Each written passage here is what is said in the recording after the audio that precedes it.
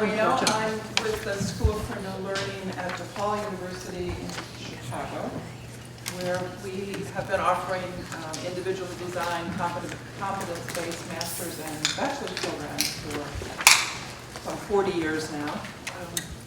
And I also have been serving as a consultant with the Adult Learning Consortium since it started. It's very exciting to see the growth from 4 institutions to 14 or 15 or however many you are now. So I'm always delighted to be able to come to one of the institutes and find out what the latest innovations are and be part of the conversations. Mary Ellen Dolman asked me for this afternoon session to do like a competence-based 101. So I'm assuming that you've read the brief description for this afternoon, and that you're here primarily because competence-based education might still be I need to understand more about what this is about. We do have some people in the room who are actually engaging in it. But am I correct that how many of you are still really in that discovery? What is competence-based education and why should we be thinking about it anyway? Okay. And then how many of you are here because you're a member of a team and your team said, somebody needs to come to this session? So you're here because you're interested. You personally are interested.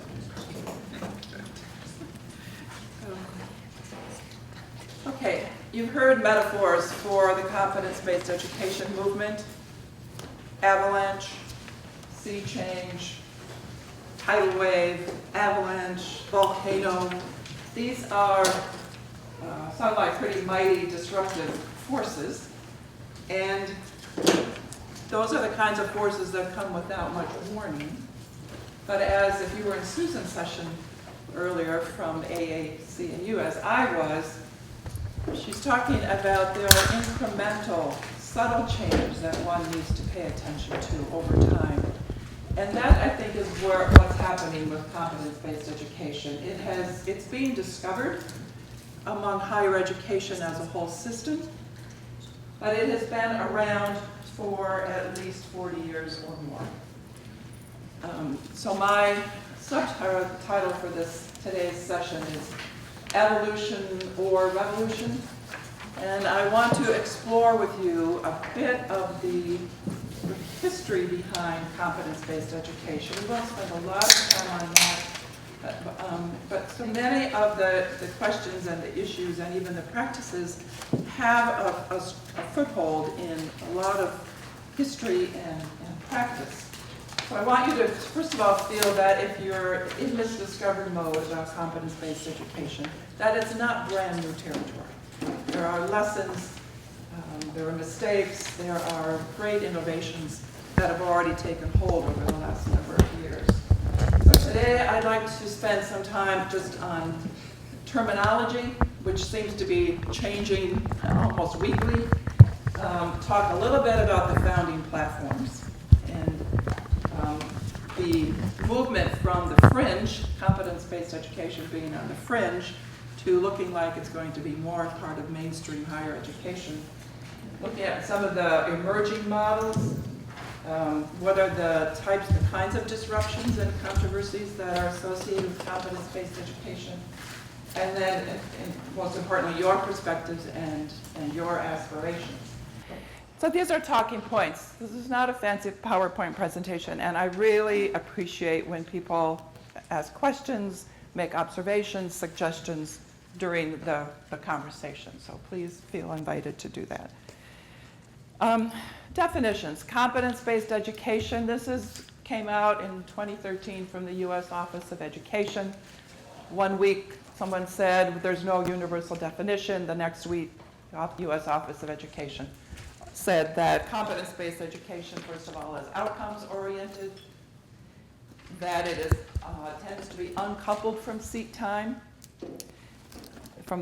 measures, that the emphasis is on assessment based on evidence, and there's an emphasis on ideas for action or mastery, or basically the applied aspect of of competence-based. Now, this morning, again in Susan's session, she and her colleagues, her group association, are advocating proficiencies, right? Rather than, or in place of competencies, and in part, I think, because competency-based competencies. We've spent 40 years at School for New Learning trying to figure out the terminology. And in the recent developments, it appears that competencies are becoming, in many places, becoming more discrete, more granular, more specified. And in the setting that I'm used to, and that I think competence-based represents overall, are the broader level, more general kinds of goals. In the early days, we called it criterion referenced. As you go through this institute, think about competence-based. What, in my mind, is the notion of what are the proficiencies and development of over time. But Susan, do you want to add anything to that? No, I think that you said that really well. I don't think the field is settled on those two terms, but if you're starting to think about it, you might want to understand the distinctions. So I'm going back home and say, maybe we could make things a little clearer if we were to start talking about proficiency instead of competences per se. But the shorthand, when you read any of the articles in Inside Higher Ed and other sources, competence-based education often gets distilled down to what someone knows and can do. And in some contexts, some programs, there's also going to be an emphasis on not only what you know and can do, but you can apply it to new contexts. So that competence in some settings also involves transferring learning. So I know how to do this in my team that's working on this project. Can I take this competence and apply it to a new situation or work with a new material? So that's not a terribly widespread notion of competence, but it is part of one of them. So housed within as prior learning assessment, which is its whole thing unto itself. In most competence-based programs, there's room for prior learning assessment. So that's basically learning that someone acquires outside of a conventional, typical academic environment. Or that's prior learning, I'm sorry. And prior learning assessment then is the evaluation of what someone knows and can do and or can transfer into other settings. People can do that for college credit. They can do it for certification. They can do it for advanced standing. I've been working with a college in Nairobi, Kenya that's using it as an alternative and path for admission because of the strict criteria that they have for their high school leaving exams, so a lot of people are shut out. And badges, I think, would fit in here too. So some places are experimenting with using badges as a kind of a micro credentialing.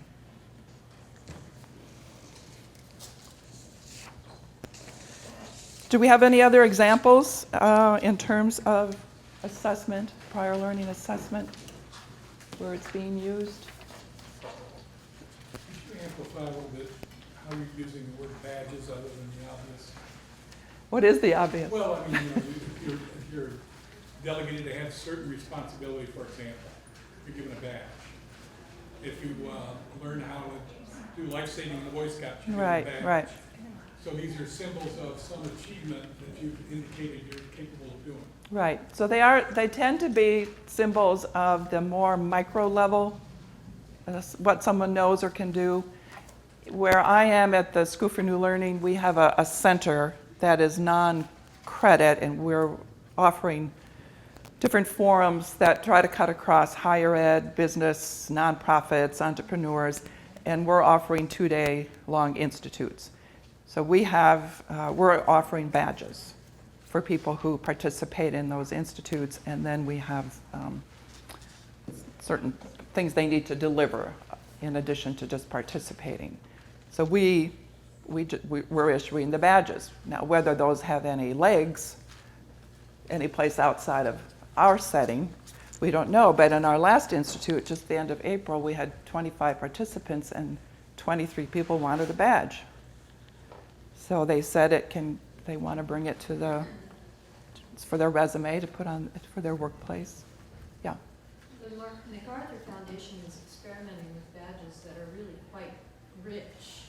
The new ones have a tremendous amount of metadata housed in them. They're digital badges, and they talk about having them in a student's backpack. Yeah, the backpack, right. So, And so yeah. there's a lot in them about assessment and learning and demonstration, Right. proficiency of a very defined. Defined, yes. So I'm one of the people who's assessing the participants' work to determine whether they're badge worthy.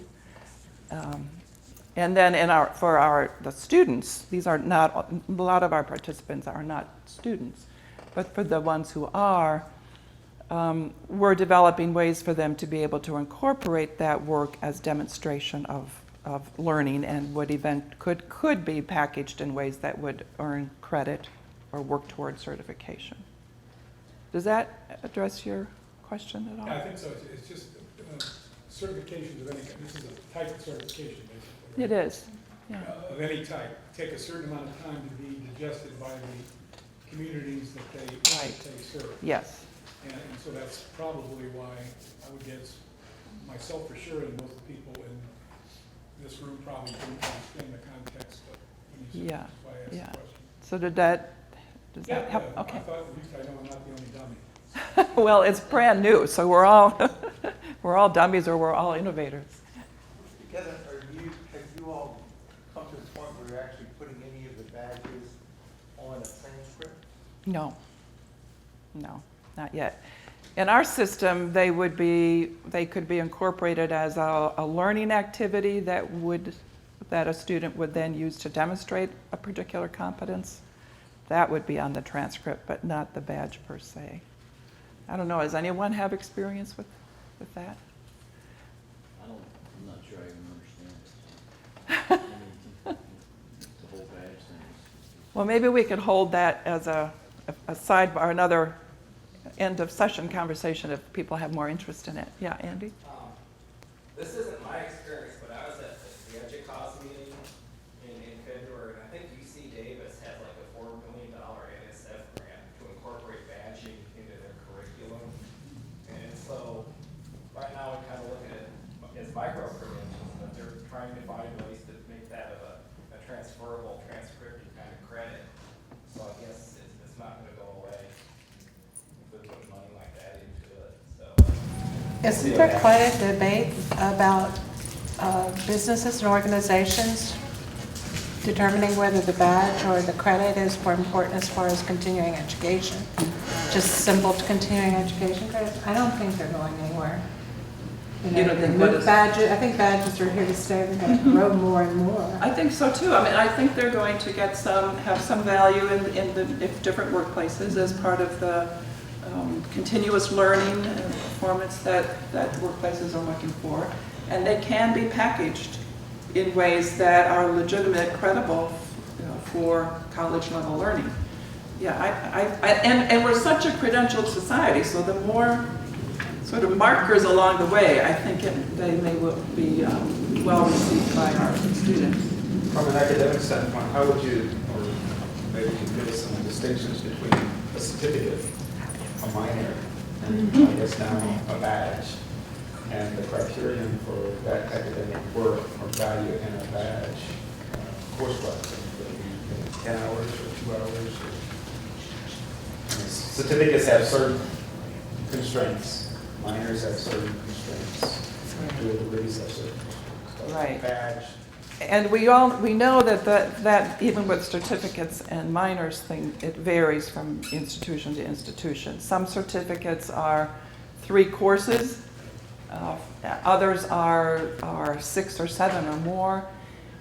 So each of these still needs their own institutional definition. I think of badges as, and my experience with them so far is new and not credit bearing yet.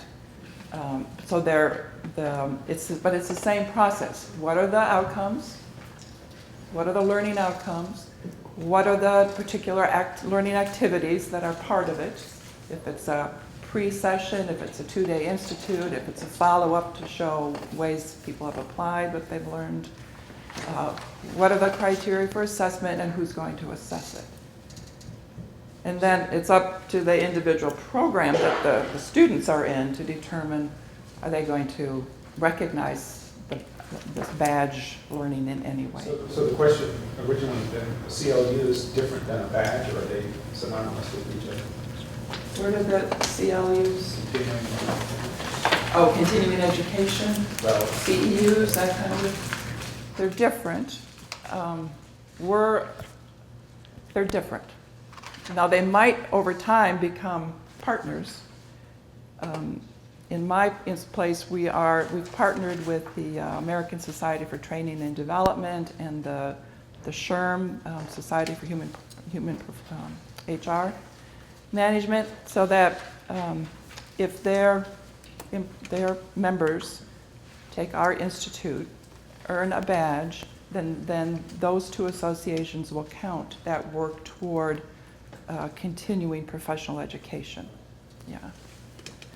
So this is all new for us. I think there are others that have, UC Davis being one. But it's just an indication of where the trajectory might be going for assessment, whether it's prior learning or these more micro experiences. So I wanted to talk just a little bit about what are the foundations of competence-based education.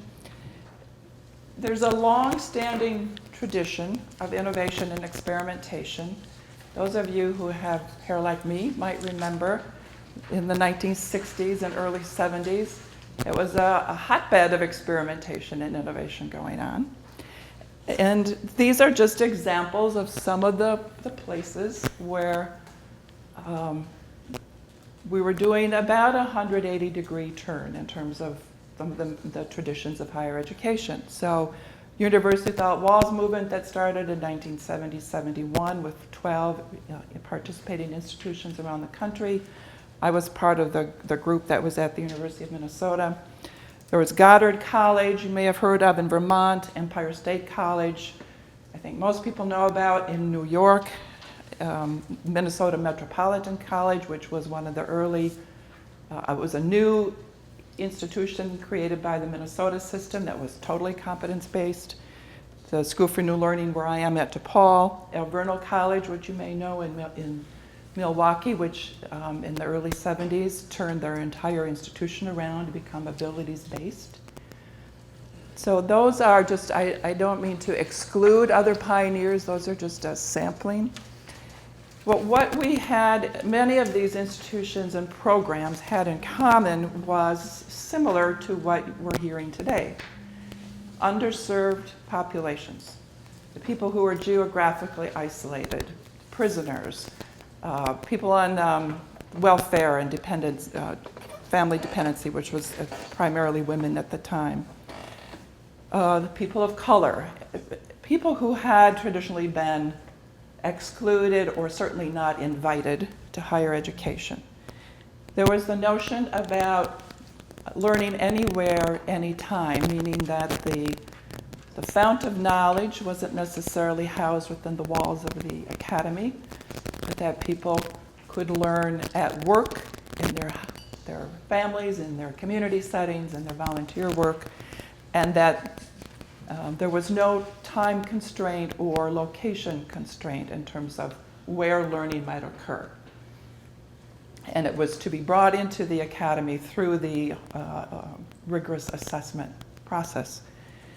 So assessment rubrics got their they actually started in colleges of education long before, but as part of a liberal education or professional education then assessment and development of clear rubrics for assessment was being developed.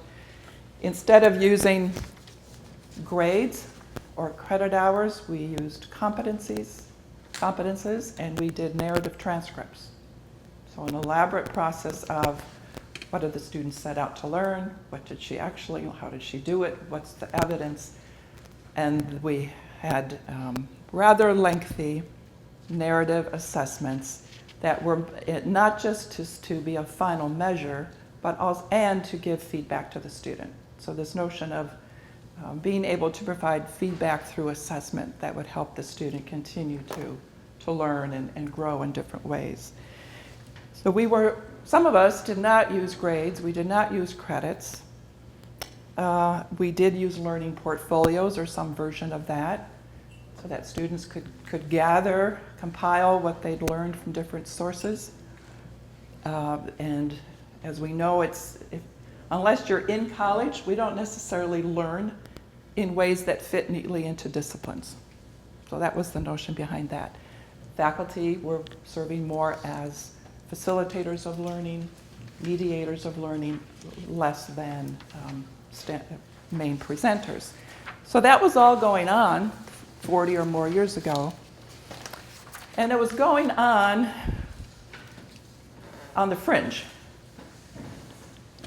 And largely you would find these kinds of practices in the degree programs for adults, the adult degree programs. Small scale, one program in one institution, or maybe a whole institution like Empire State or Minnesota Metropolitan or Alverno who turned around. But there were pockets, small pockets. There were very few consortia, sort of organized, larger scale efforts. The one I'm most familiar with was a Union for Experimenting Colleges and Universities that was the host for the University Without Walls movement, became its own institution, has been offering master's and doctoral degrees ever since. And there are others, but that's the one I know the most. There was limited funds available. The U.S. Office of Education, primarily through FIPSE, the Fund for the Improvement of Post-Secondary Education, was a primary funding source. And of course, there was limited technology.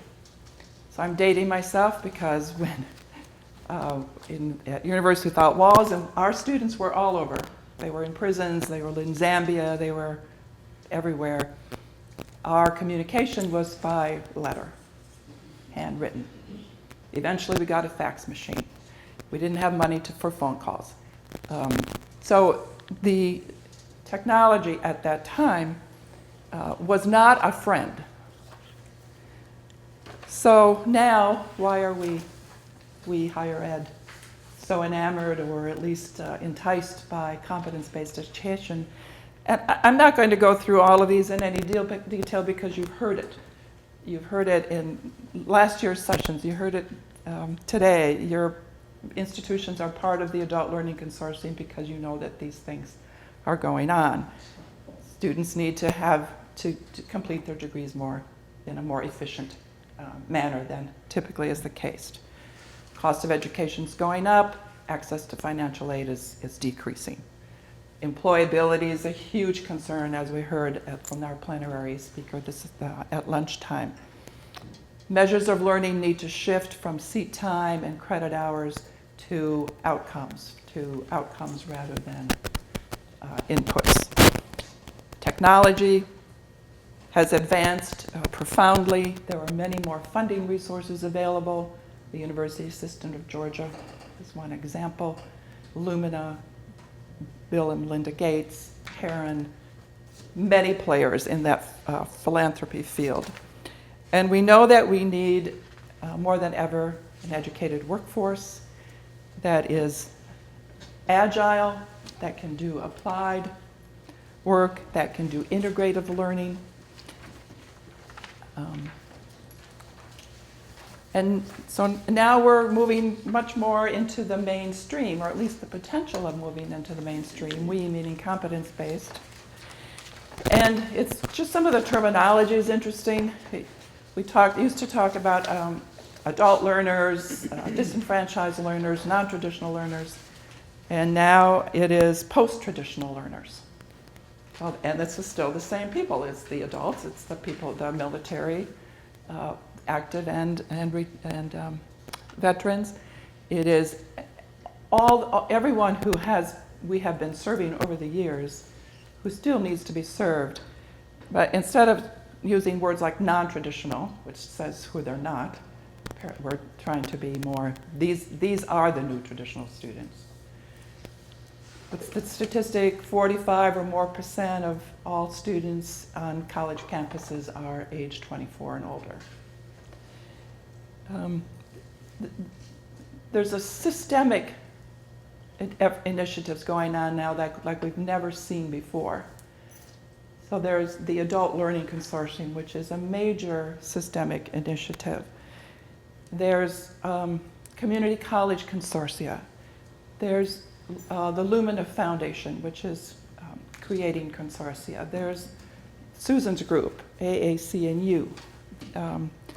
It's happening in cities, Austin, Texas, San Antonio, other cities that are looking to higher ed and competence-based and prior learning assessment as a way to help grow cities. So it's opportunities for higher ed, business, government, and cities to join forces around a better educated workforce. So let me just stop there for a moment. Comments, things you would like to add, questions? How many of you have been part of this earlier history, this earlier wave? Okay, good. Hello. And what have you been? What have you been involved in? The learning without University Without Walls program. Shaw University. There's a few HBCUs that were involved. Howard University was another back in the 1970s. So I was involved in Shaw. Anyone else? Yeah, that's right. When we talk about emerging models for competence-based education, I wish I had a nice, neat slide that would say, well, here's this model and it has these features, and here's another and it has these features. There's a tremendous amount of variation. This is back in 2012. CALE, Council for Adult and Experiential Learning. Competency-based degree programs in the U.S., post-secondary credentials for measurable student learning and performance. Becky Klein-Collins and her colleagues, and some my colleagues and I worked with them on this. We're looking at doing a survey of competence-based programs in the United States. Difficult to find because we use different language, so it's not always obvious if they're competence-based or not. And then she had the challenge of, I can circulate this if people want to take a look, and this is available on CALE's website under their publications forum.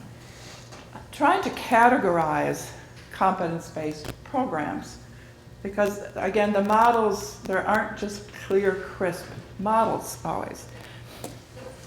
So she took a stab at it, but the way kind of my shorthand view of that is to say, well, some of the models are led by competences. You start with the competences and then figure out, well, how might students work toward those, whether it's courses or independent learning or prior learning or certificates or certifications.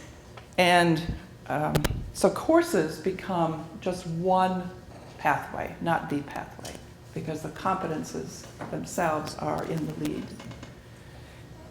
Another way to do that is to start with courses and the content, and then sort of back into the competences and say, well, if we have these courses with these kinds of outcomes, and usually it involves a fair amount of work of trying to sharpen what are those learning outcomes, those outcomes, and then you can back in and kind of overlay competences on top of the existing.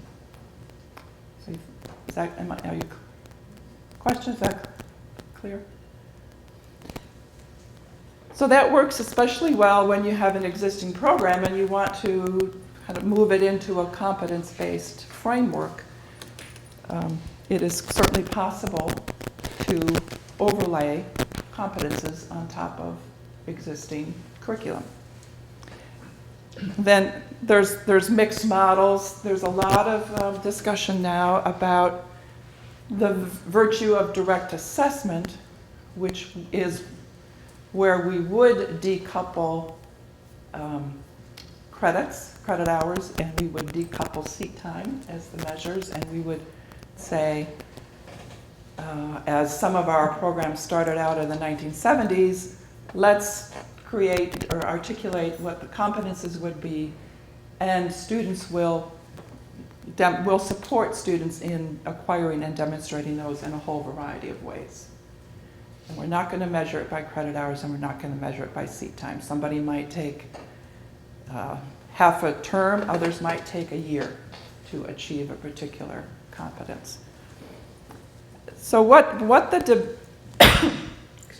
the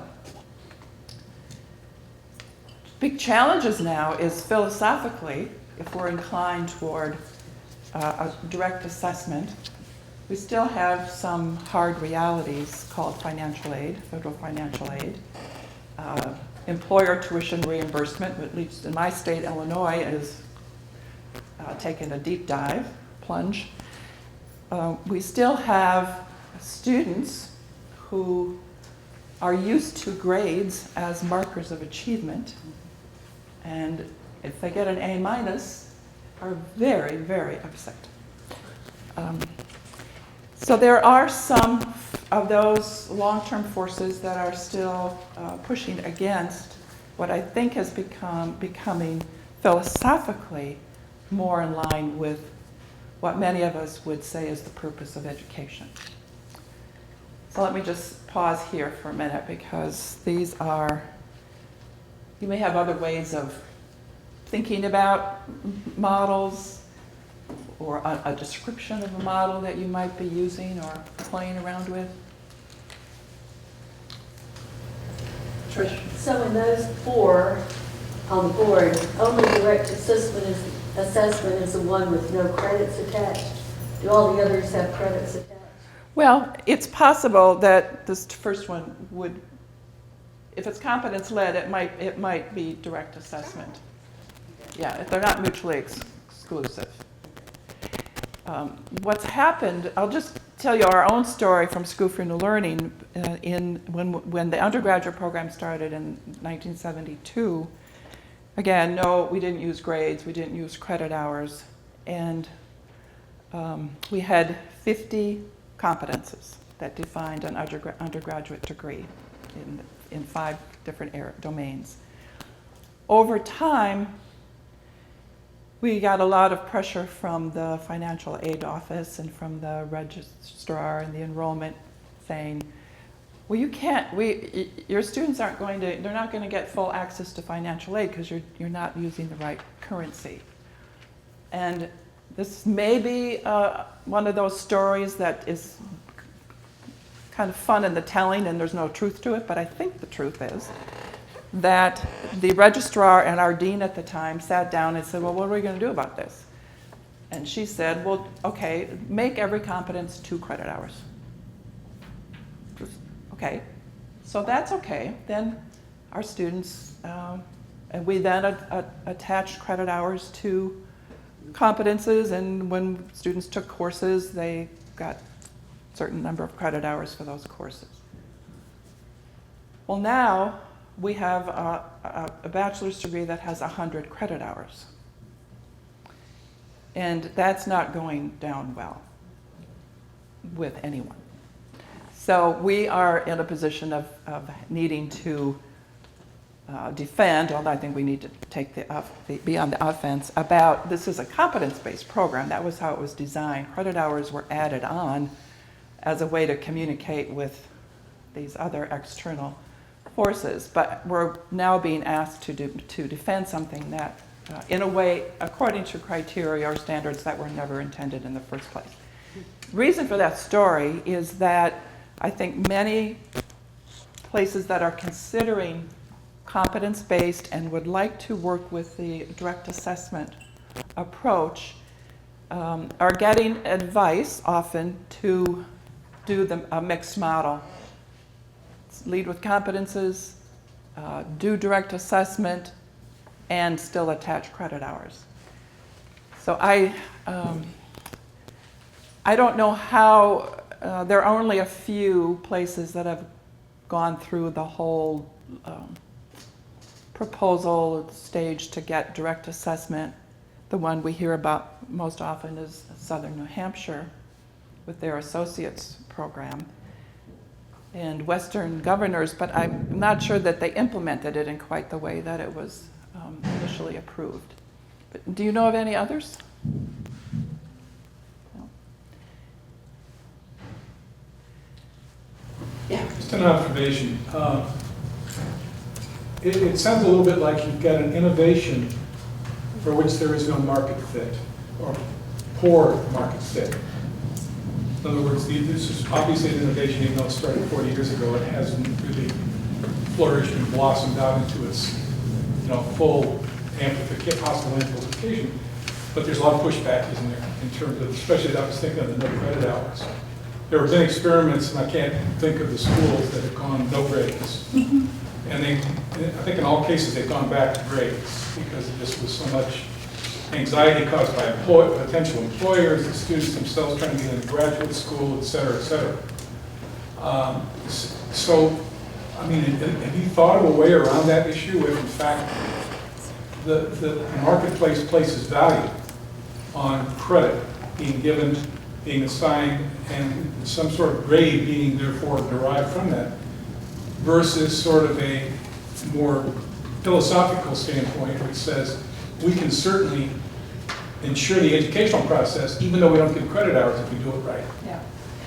Yeah, well, I think there are different, in some ways I feel like I'm having the same conversation that we've been having in 1970 and 1980, and except what's different, there are a lot of promising things going on, I think. One is that the workplace, organizations are thinking much more in terms of competence development than they were 20, 30 years ago. I think there's more experience, more partnering between higher education and the workplace than there was back then. And technology is making it possible to deliver in high quality ways, so the access is greatly improved. And we have the attention we higher ed, we have the attention right now of the U.S. Office of Education, the Labor Department, the major funding agencies like Lumina and Gates and many others in ways that I don't think we've ever had before. There's still a lot of pushback, as you say, and at the same time there's a tremendous amount of positive force going toward this. I think it's a pivotal time, it's ripe, and what's driving it a lot is also it's getting the attention from governors, your own governor of Georgia. It's getting attention from President Obama. There's millions of dollars that are being poured into this effort in various models. Most of the money is going toward systemic efforts, like the Adult Learning Consortium. Not like it was in the beginning, where it's DePaul does one program and a tiny institution does its own thing. It's got to be system-wide. So that's where I think the promise is.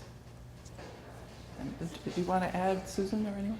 No, I think you answered that really well. This is the first time Gates and Lumina have been coming to AAC and you and saying we need to get into this work. That's how the world is changing, which rather astonished us. Yes. But that's a big change. Yeah, so it's changing for you. CALE, those of you who know the Council for Adult and Experiential Learning, has been around for 40 years. They're celebrating their 40th year this year. They're a huge player now. They are being invited to convenings in Washington on a weekly basis, to work with governors, to work with city councils. So we've got, I think a huge benefit is that we have CALE, we have AAC&U, we have some of the Lumina work that's gone before. We have lessons from FIPSI, early FIPSI funded. Part of what I think we need to do is making sure we're spending some time looking back, not so much in terms of all the answers were there, but many of the philosophical stance was there. And you've got pockets, really good pockets of approaches that have worked and are staying strong. So clearly there's a new opportunities because of technology and the systemic initiatives and funding. Can you tell us if this is being driven somewhat by the older model from the 70s into the 80s of tech school education versus liberal art education? And it seems to me that on one hand we're talking about liberal art education, which is to make the world a better place to be literate, versus a workforce, just like the meeting we just left, which then talks about the need for a workforce in a world that's totally different than it was 35 years ago or 40 years ago. Is this somewhat being driven by those kinds of issues? I think and Susan can address this too, I think it is driven very much by the need for an educated workforce. And an educated workforce, as we heard from our plenary person at lunch, and I went to Susan's session this morning, an educated workforce is they're agile learners. They can integrate, they can transfer what they know in one setting to another setting. They can they have personal accountability, and they can take ownership for whatever organization they're working with or for at the time. And we really have a wonderful opportunity to blur what I think have been kind of false distinctions anyway between technical, professional, and liberal, between formal and informal, between school learning and workplace learning, because competence-based or proficiency-based, I think is a bridge. It builds a bridge and puts the learner and the learning and what that learner knows and can do, and in what contexts, in the center. But would one argue that literacy is not really about either? Literacy is about knowledge, and whether I apply it directly, if I write incredibly literate and worldly, it may not have a cause and effect to be important in the bigger picture of the world for the workforce. But I'm literate, so I'm a better, we'll call it steward in the landscape. Okay, so you're saying it doesn't always have to be cause effect, or it doesn't always have to be the workforce. Exactly. We would want it in our families. We would want it in our communities. Or our children. Our children. So. Yes. Yeah. So are we? I'm just asking if this new model is really more about a workforce than it is about literacy. Well, I think that's a great question, and again, I would speak from my own experience working with the adult students for many, many years now. When we talk with our students about what have they really gained, they can talk about the specialized knowledge and how they're using that at work, and they are advancing at work. What they also talk about, which gives me chills, is yes, I learned about how organizations run. I can do a process management, change management, or I can do project management, and I have brought that back into my community, or I'm working with my church, or I'm working with my children's school, So it's the educated person that I think is the problem. Not just the educated worker, although we certainly need that.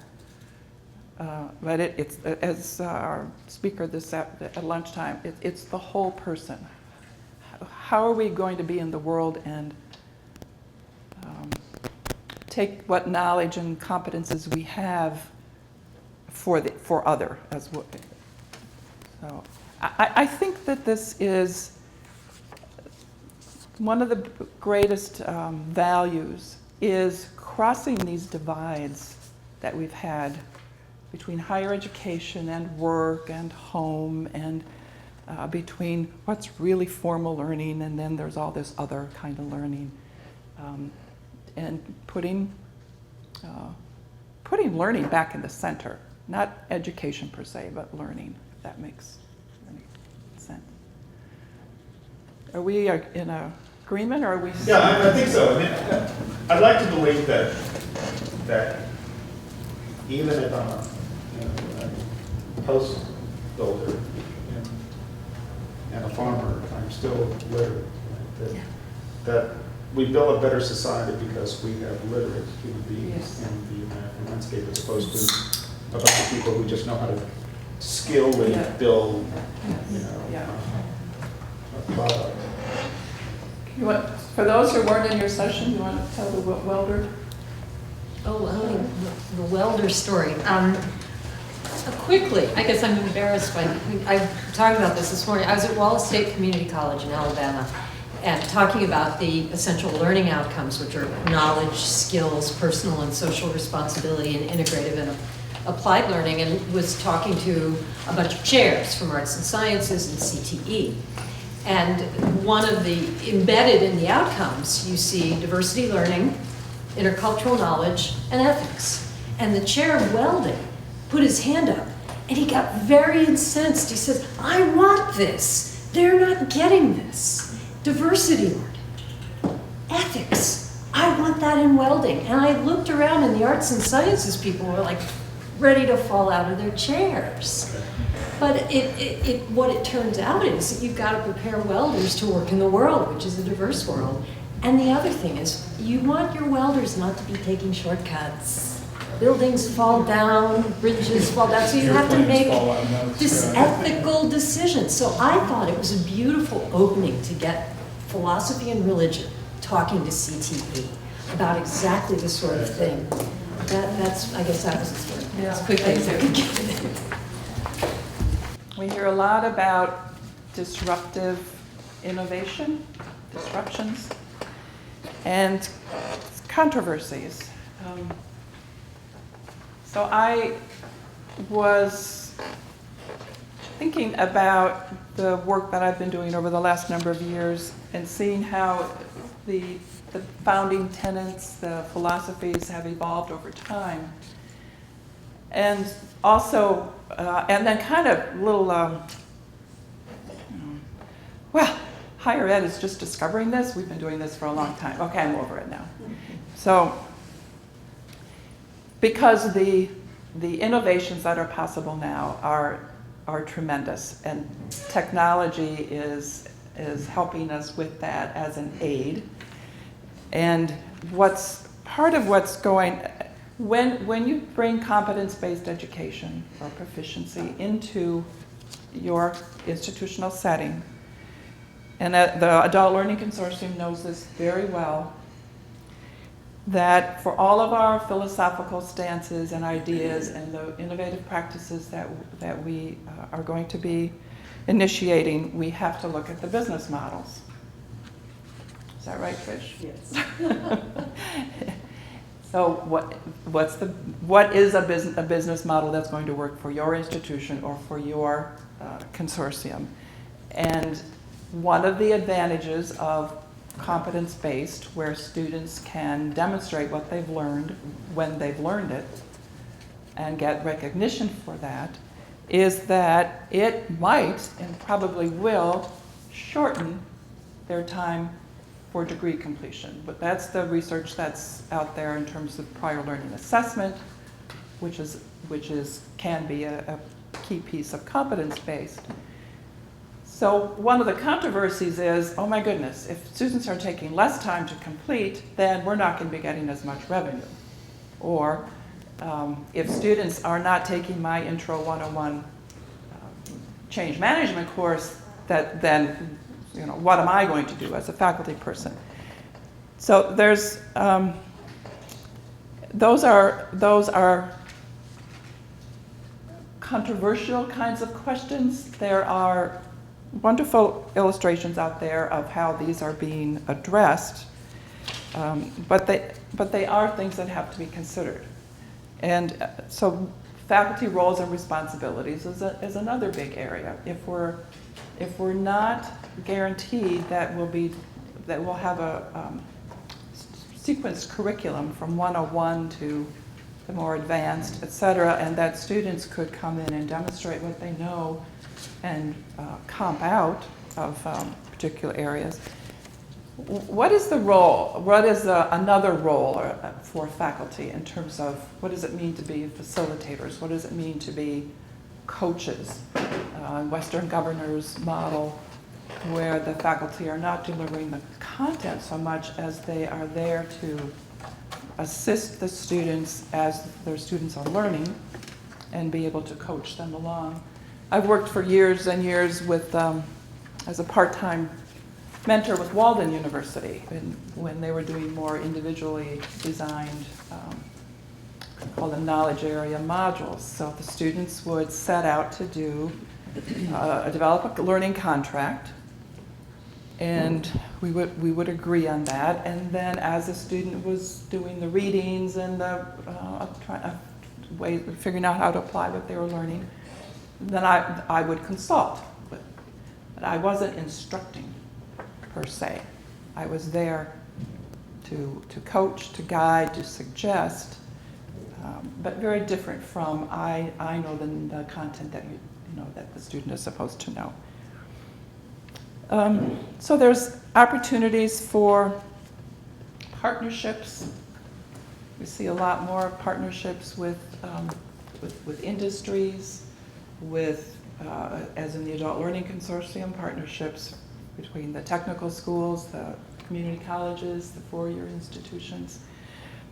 And not to put you on the spot so much, Trish, but do you have anything you'd like to say about this? Because you've been involved in these kinds of issues since day one.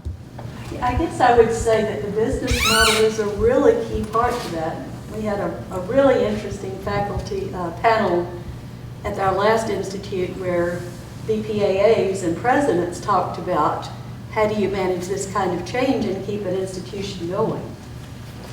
We had Catherine consult with us at the beginning of this Adult Learning Consortium process, and we could not reconcile the way Catherine gets paid for her work at DePaul with the way faculty are compensated here.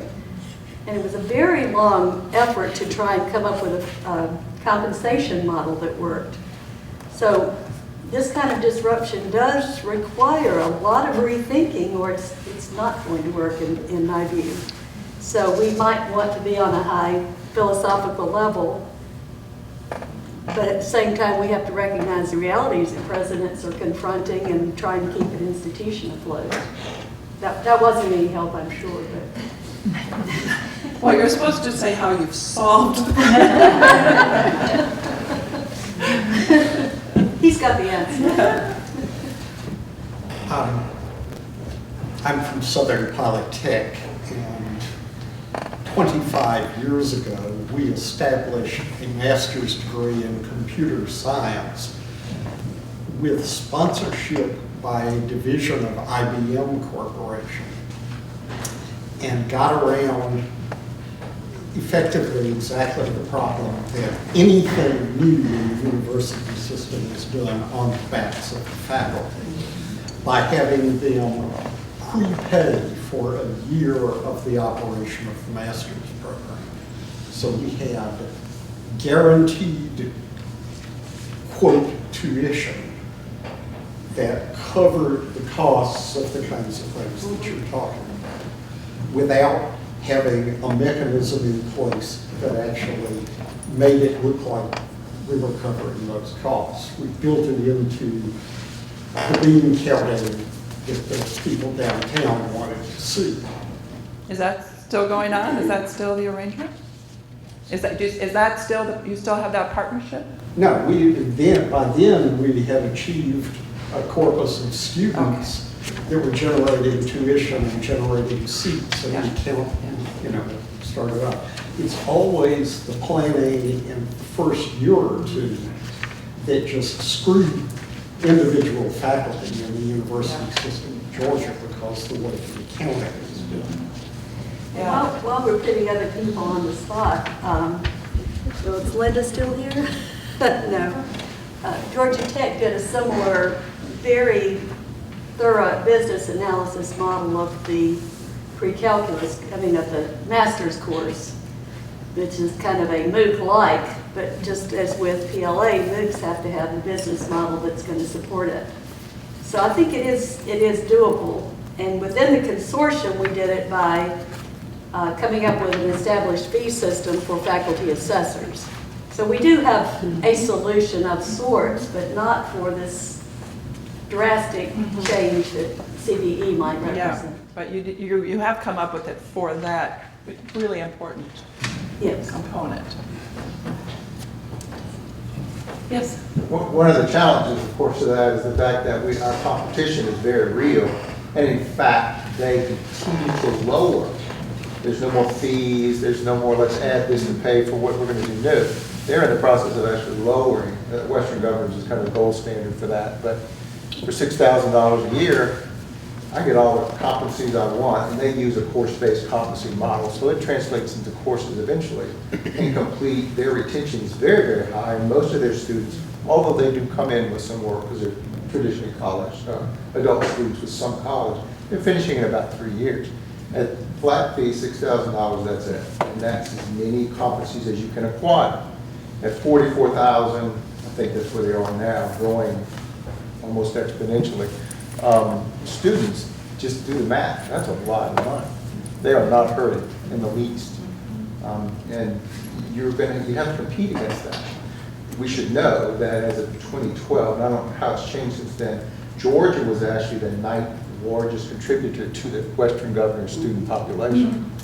And now that they're aggressively advertising, within South Georgia at least, because they're trying to capture that Florida market, where they're actually working with some of the community colleges, Broward and Valencia, to actually allow them to start coming out of their competency-based skills, and then go right into Western Governors.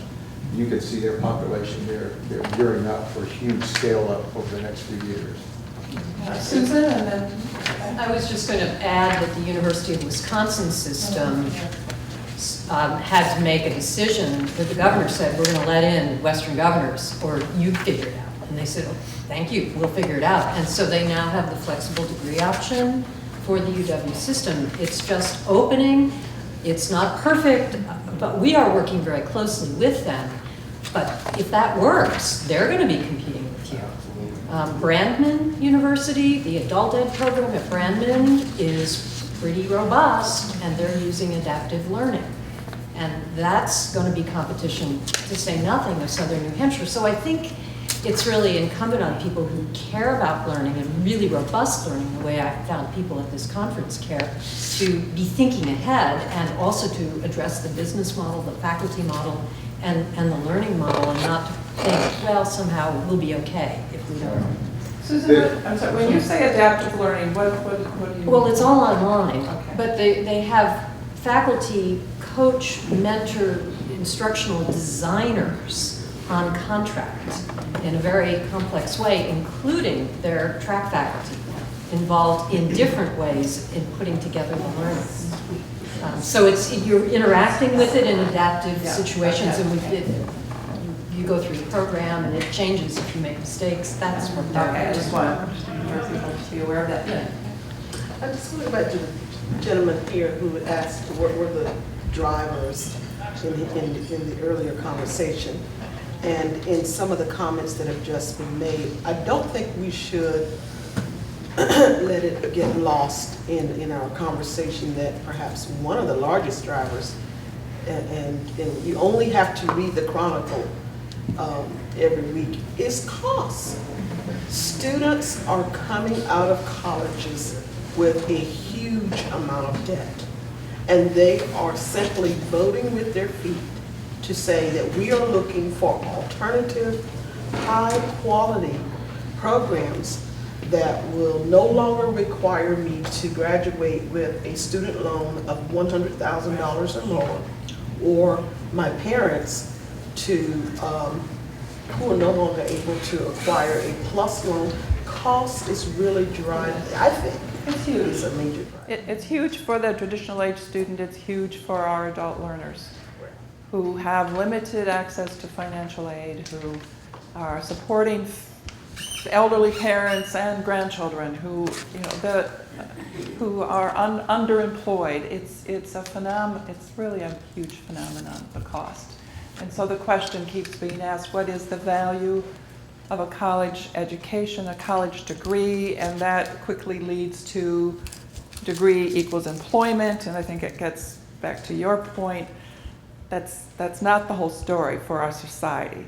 It's a huge part, an important part, but that's not the whole story. The other thing we haven't talked about is the private vendors who are developing the courses and the assessment. And colleges and universities are contracting for the content, the delivery mechanisms, the assessment, how assessment's being done. So do you have experience with that? We've been approached. Yeah, we've all been approached. Yeah. The Pearson's aggressive. Yeah. Yeah. So what do you think about that? What do you think about Pearson or Flat Edge World or these other private vendors that can do things, I don't know if it's cheaper, but faster, more uniformly perhaps? I don't have the answer, but I do think it begs the question that I think you were asking earlier, are we at a point where we need to talk about higher education in the United States? What is it? What do we want it to be? And it's going to lead us down some other kinds of paths. And sitting and talking with some of these private vendors, these online where faculty mentor, facilitate, what comes back over and over again from the students is they pick it because they don't have to do anything. Someone registers them, someone does all their paperwork for them, someone does all their financial need work for them. All they have to do is log in, read, take a test, and that's it. And that's a huge draw for them. So when we talk about higher ed and fees, which is part of the cost, then part of those fees pay for those auxiliary services that you have to have if you're going to be a brick and mortar institution and providing wellness centers and cultural activities and those kinds of things. And on a completely online institution, I don't go there for cultural events. I don't go there to be part of the wellness center. I really don't care if you don't have a football team, because I'm probably not going to watch it anyway online unless it's virtual. So I just think we're at a point where there needs to be a very large conversation with many people around the table about what post-secondary education is for us now in 2014 going forward. It's an opinion. I have no answers. I have lots of questions. I think it's an imperative. I don't think we have the luxury of, I mean, we do need to have the conversations. We need to have smart actions behind it. We're losing time. So I think the efforts of the Adult Learning Consortium and other similar initiatives around the country are absolutely crucial. So I applaud your involvement, your institution's involvement in the consortium, and what I would ask or suggest is that you be actively engaged in this revolution that's happening And if higher ed and the adult learning folks are going to be major leaders in part of that effort, that the time really is now. That's my. Can I Yeah, say please. something real quickly?